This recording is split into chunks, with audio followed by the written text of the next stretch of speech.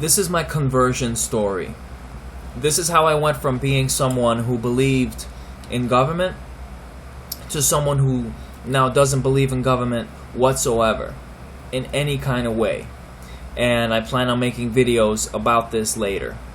So this is the story. I started out a very religious person, and because of this, I believed that only God can solve any of the world's problems. So I didn't believe in government, I didn't pay it any mind, and that was that.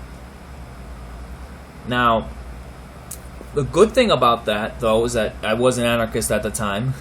Not exactly the same way, but I was an anarchist. And I believed in certain things that I believe again now. I believed that war is murder, that there's no rules for private citizens and rules for government. It's just the same. You can't go around to other places in the world and murder people. So there was that, and of course, essentially some of the moral things like taxation is theft. I didn't ever think of that phrase in itself, but if you would have asked me at the time, is taxation theft, I would have come to that logical conclusion without a problem. I left religion, and that's a really long story.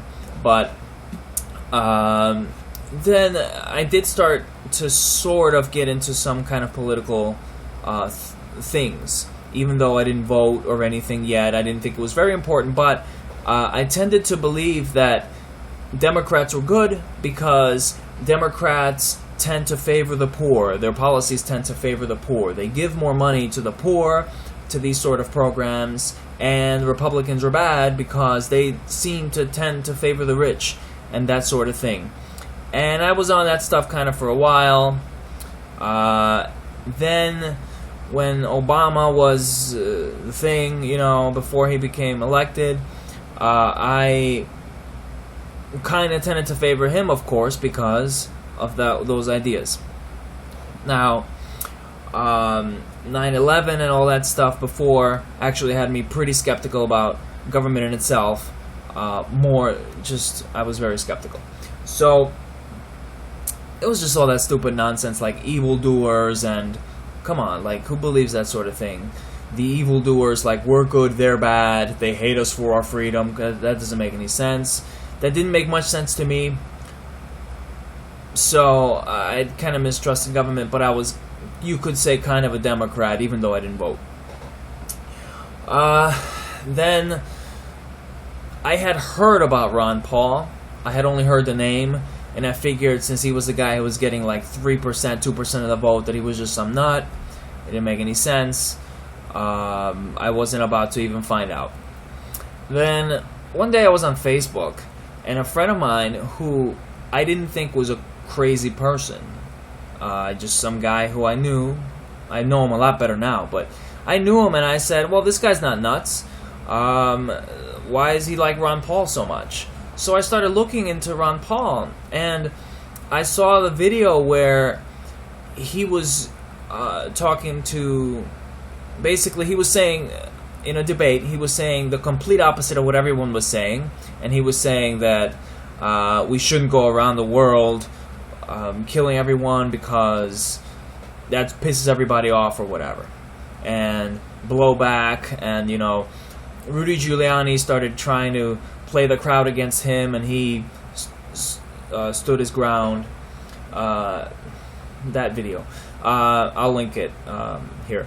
Then I also saw the What If video, and the What If video, I couldn't believe it. Like, I couldn't believe that this guy was telling things that I knew were true. And immediately I watched almost every video that I could about Ron Paul, and I started studying economics instantly. I'm up to about 20 books now, and I went on Mises.org and I watched every lecture that I could understand, and I got so into it, and I'm still just studying. I'm taking classes on Mises Academy and all that stuff. So that helped me understand why Ron Paul made sense. But something that I knew, even though I was kind of repressing, I knew that there was no way that these policies could ever really become public.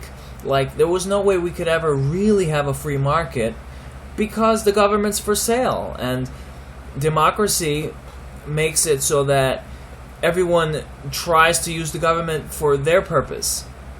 And the whole thing, you can't keep the evil people out of the government. The government is going to lend itself to legal plunder, like in the law, Bastia.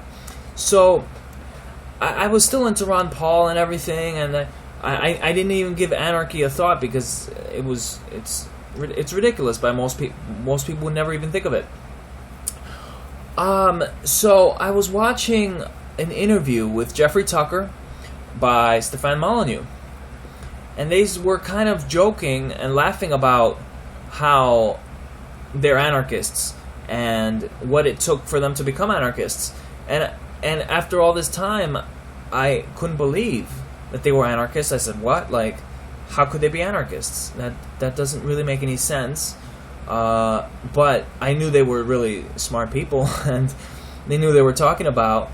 Well, actually, it was my first video ever watching Stefan Molyneux, but I had watched Jeffrey Tucker, Walter Block, all those guys, and read a lot of their stuff, so it was interesting. And I dove into Free Domain Radio. I watched a few videos. I read Practical Anarchy, and then I started... then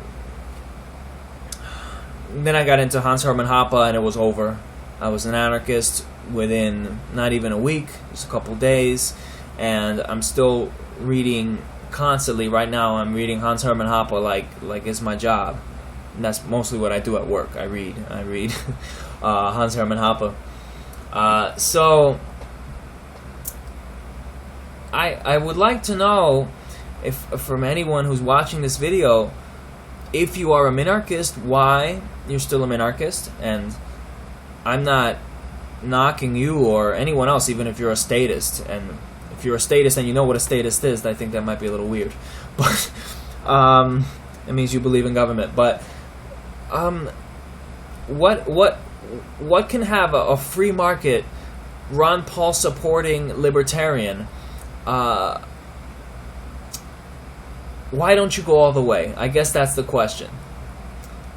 So send me a message or leave a comment. I'll be back.